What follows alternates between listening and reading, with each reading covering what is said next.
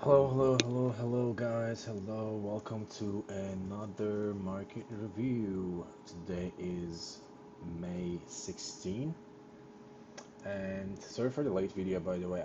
I had to head out in the afternoon and I just made it home. So, but we're here. Let's do it.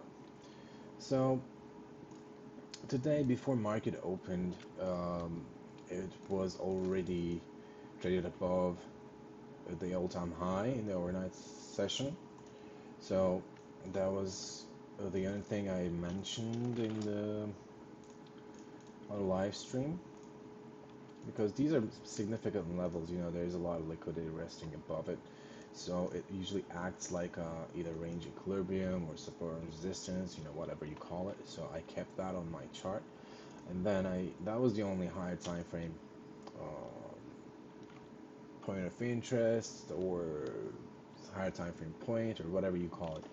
So the only thing, the whole session was around intraday price action today because of the overnight session. So here I'm going to keep the all-time highs, that level on the chart, and I'm going to skip to the New York session.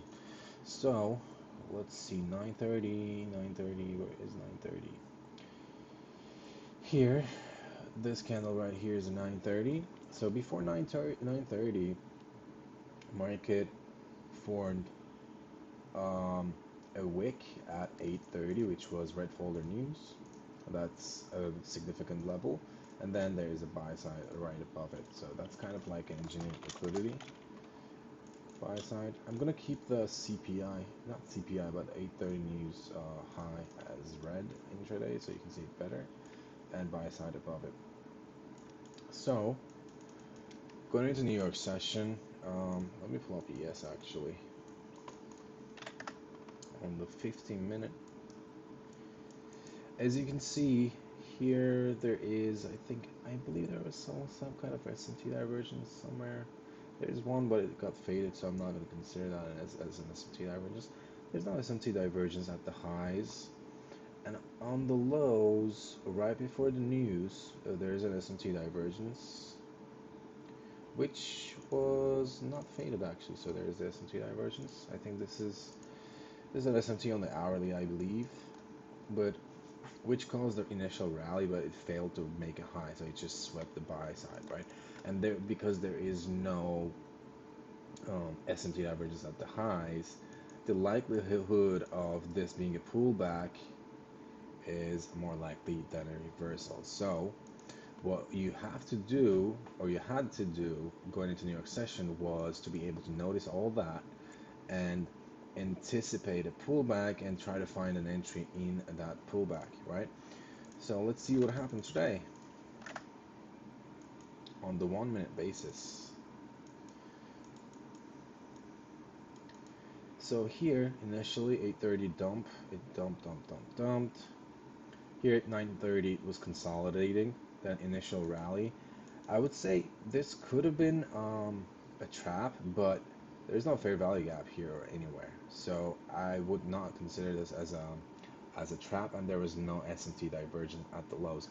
There was equal highs, equal lows rather, on ES, but I even though it is considered as a divergence, I really don't like to do that because the algorithm usually wants to refer back to equal lows or equal highs at some point with bigger manipulations, which is what happened, but we'll get there. So initially, no trap, no S&T divergence at the lows, I believe, and there was a rally at 8:30. So that is very suspicious, first of all. And then with these lows, market formed another equal lows on ES here. That's another suspicious stuff too. So the way I'm seeing this price action, this whole rally, is essentially a fake rally, kind of like Judas swing, because I don't trust the fact that there's no trap here. I don't like the fact that there's equal lows on ES here and here. So I was expecting and anticipating another pullback or manipulation, whatever you call it, and that will be my buy. So here, it made a rally at the highs here. As you can see, it is actually respecting the all-time highs, like rejecting that level. That's a major level, which is why I kept it on the chart. And at that specific precise level, it formed three drives, and that three drive was actually accumulation above a busy, which was mentioned during the live stream by Lost in My Mind. Shout out to you, Lost. So once inverted with 1004 candle, it actually confirmed the trap with three drives. So this accumulation became trap. So it is market is what this means is market is setting up for a potential manipulation, right? And immediately after, it tried the rally, respected the inverted fair value gap, and sold off. So here is the real deal. Real all algorithmic stuff is going on. So this is a judo swing. Why? Because we're bullish. Any move down without S&T divergence or proper market maker sell model. This is a proper market maker sell model on the 1 minute on a short-term basis, yes, but on the higher time frame you don't have any S&T divergence here, so that is suspicious. And also market left. Oopsie. I hate when this happens. So, and also market left 830 highs, which is usually acts like a draw liquidity. So at least you get to see an SMT divergence speculating around 830 wicks like this. So the bias going into silver was bullish, and here it was actually coming down into the 15-minute rejection block because it's the stronger. It was the stronger pair. It never took out the sell side. Whereas on the 15-minute, I'll show you the rejection block here. Body candle bodies are same level. Formed the rejection block, and immediately after that formation was confirmed, it raided or used it as a further manipulation down there. So in that manipulation, the most major thing was, first of all, the bodies are respecting. Even on the 1 minute, you can see that, which indicates algorithmic manipulation, algorithmic delivery. And at the same time, Nasdaq actually failed to go to the sell side, whereas ES actually raided that level, meaning this was an S&T divergence. It was pretty simple read, seeing this. Whenever market is very algorithmic, it's really easy to read the price action. Okay, so here potential draw on liquidity 830 high and the buy side, the highest probability targets. The market formed, engulfed the raid candle. There's a fair value gap. It never accumulated down there, but because we have drawn liquidity above, you can actually use the most recent fair value gaps here as a potential long, because there's an order block here. This is an order block now. It should be respected, meaning the low of that order block here should be safe low. So the first fair value gap, there's also inverted fair value gaps CE as a potential entry, which was my entry during the live session. That was my long, targeting these highs. Never got the target, but it's what it is. I made a decent rally. I caught a decent rally, so I was fine with it. But here, one more thing to mention. Whenever you see a sharp return or sharp rejection like this, like market rallies, or rather raids a level, fails immediately after it engulfs that candle. This means, depends on whichever time frame, like depends on what time frame you're watching, but because this is on the 1 minute, this means if you break these two candles down into further low, like into lower time frames, that means there is a trap in relatively lower time frames. So in this case, because I'm on the 1 minute, microsecond time frames, maybe 30-second or 15-second, there is a trap there. So let's get down to 30-second chart for a second. I don't know if it was, I mean, I know if it was on the 15-second, but I want to look at the 30 seconds first. So there's no trap here, no accumulation. So I work myself down, further down, 15-second chart.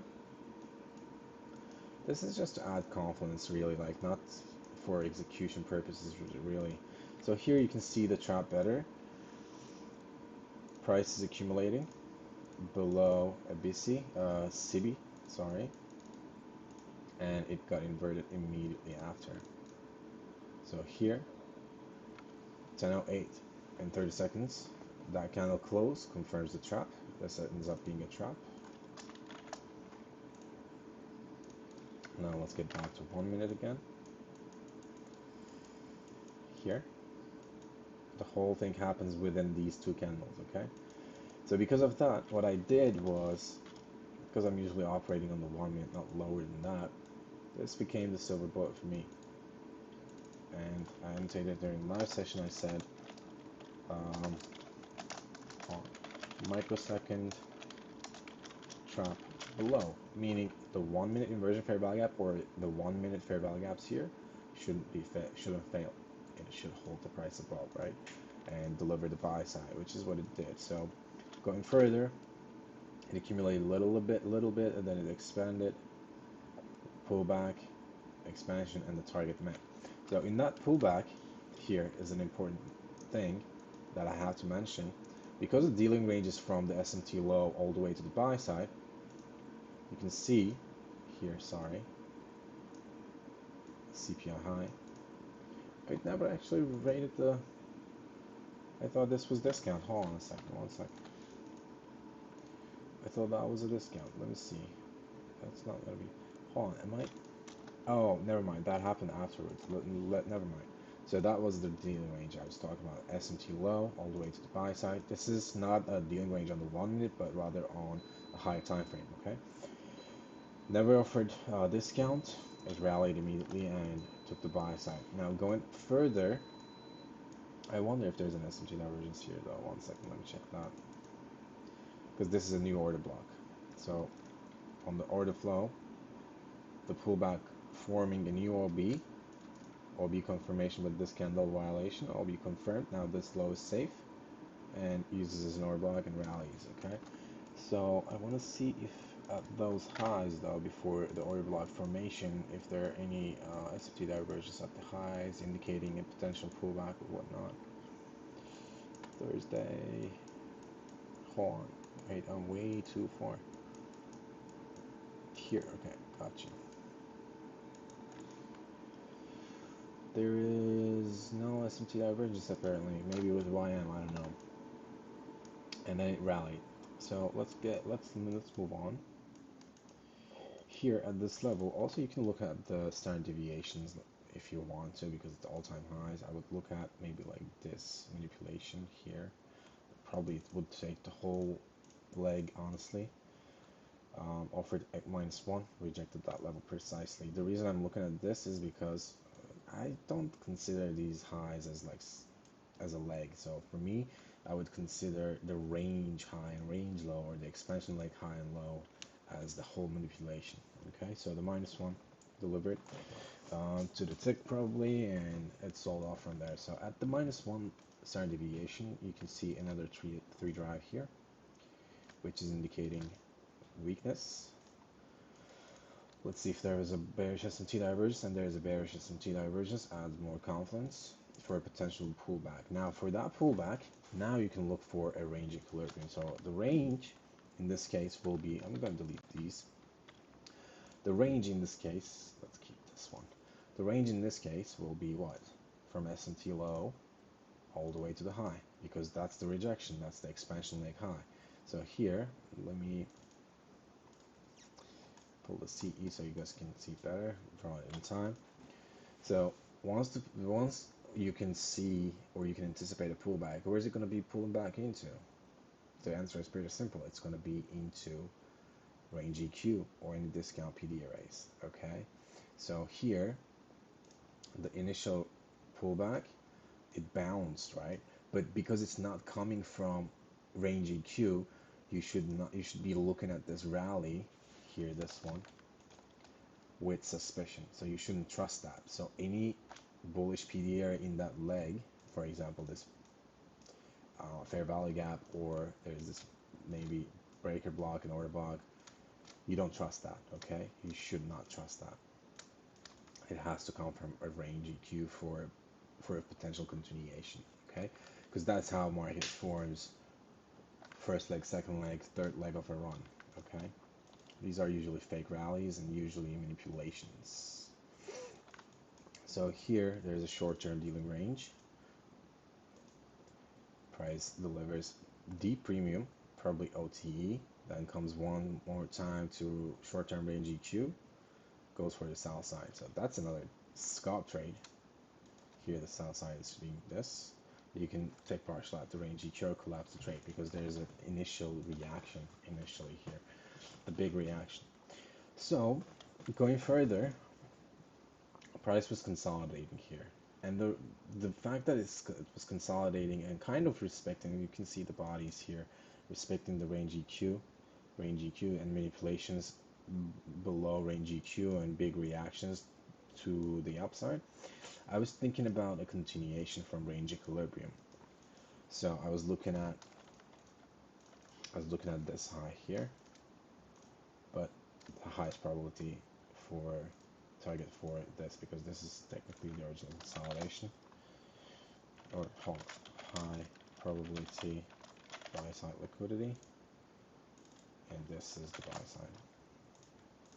So here what happened was price couldn't make a run, and at the lows here, so what should happen here at once price tags the range EQ is it needs to form two things.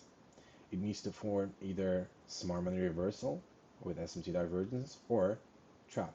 And here there's no trap. Here maybe like I was thinking at the time of live session, I was watching it when it came here with a fair value gap, then accumulated here. I was like, okay, this is gonna form a trap here, and the inversion of the CB will be utilized to go higher. But as you can see here at 1235, it broke down the range, so it broke the accumulation. Although it didn't take the sell side, it doesn't even matter because this is breaking the range. Because the range is, in this case here, it was broken. So that was the first signal. That tells me like whether I think at the time this candle specifically told me that the market will be either range bound consolidation for the whole day, for all the rest of the day, or it'll go where 1 minute market maker sell model, original consolidation, SMT low, right there. So here, let me delete all that.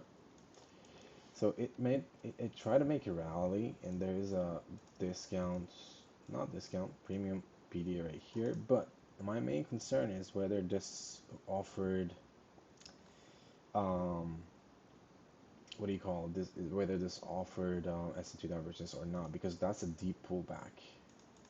Here you can see the new dealing range, short-term dealing range. It's actually respecting the range EQ, and the upper portion of this fair value gap is in premium.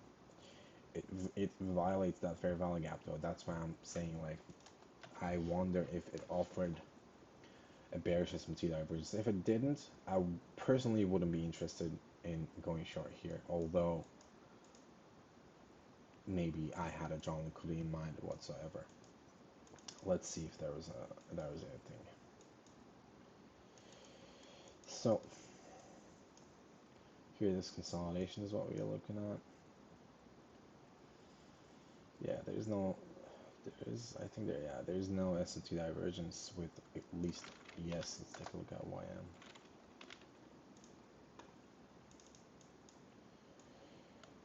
What time of the day? Lunch hour.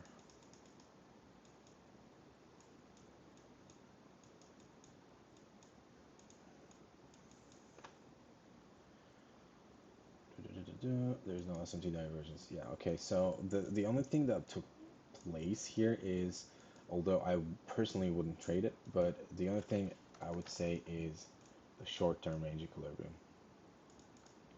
The short-term range equilibrium meaning the short-term expansion, the short-term dealing range. So you have two dealing ranges here. One from SMT low all the way to the high, intermediate term dealing range, and there's the short-term dealing range. This is an expansion leg. it is respecting the range EQ, and anything below that range EQ is premium discount rather. So you will be shorting discount. And also, as you can, if you can, as you can see, it never actually offered a clean short signal, anyways. So it broke down here at the range EQ, slightly above it. I actually want to zoom in here to see, kind of like I want to reverse engineer that. Maybe that's something on the lower time frame. It should be something. 30 seconds, let's go 30 seconds. No, it's really nothing, honestly. Nope. I wouldn't be interested in this price action, honestly, even though it delivered. Because you're looking at the short-term dealing range instead of the whole market maker sell models dealing range, meaning this is catfish. Technically, the first stage was catfish, and the second stage was low resistance run, as it should be. Then it delivered sell side, and after sell side, I think the market was over. You shouldn't be looking for any trades. But for the sake of this the market review, let's take a look at if you wanted to trade, how you could do it. So now you have a new dealing range from the high to low. Now if you want to short and target the short-term sell side, because if it's bullish, it needs to do two things here. Either consolidate below this CB and then inverts it, right? Or what is it going to do? Even though it rated the sell side, it needs to form an SMT divergence with this low here, with a yes or YN, right? So let's take a look at whether it did it or not. If you can anticipate that, so in any PD area here, bullish one, bearish one rather, in premium, you can utilize that to go short and target the short-term sell side and be content with that. And also look at the all-time highs level, the black line. So you see how it's being respected. That's why I kept it on the chart the whole day. And same thing here. It offers actually a great short because it forms what here? This is the OB. It forms OB, retests the all-time high level, sells off, and delivers short-term sell side. Let's see if there is any SMT or something with ES over there.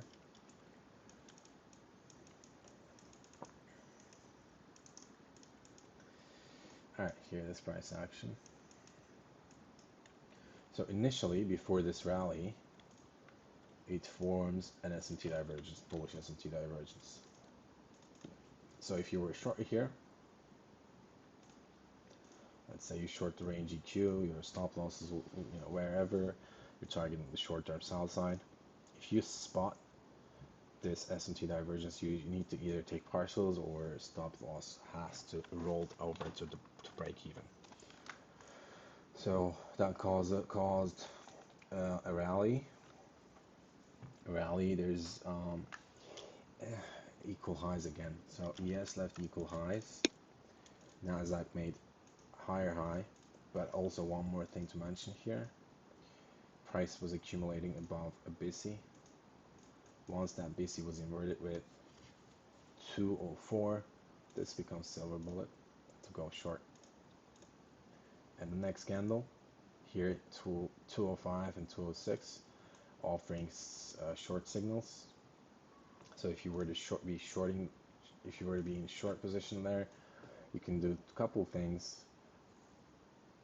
This high, anything above range EQ is applicable. So you can also put it here. It's not a large stop loss that much, and it offers almost 29 points. So after this delivery, there's still no SMT divergence, so no reason to go long in this price action, and it closed the market in consolidation. So that was it today. It was a fun day in my opinion, although we had a small range. It was a fun day, easy to read. I think that this week was quite good in terms of like price action. It was easy to read, very algorithmic. So far, it kind of rejected the all-time highs. I'm not saying it's turtle swooping that high, but left the fair value gap, and now on the daily, it actually formed, I think, a rejection block-ish. Not a yeah, kind of. But obviously, if this wants to reverse, not saying it will, it's gonna be range bound first, then fail the fair value gap, use it, go short.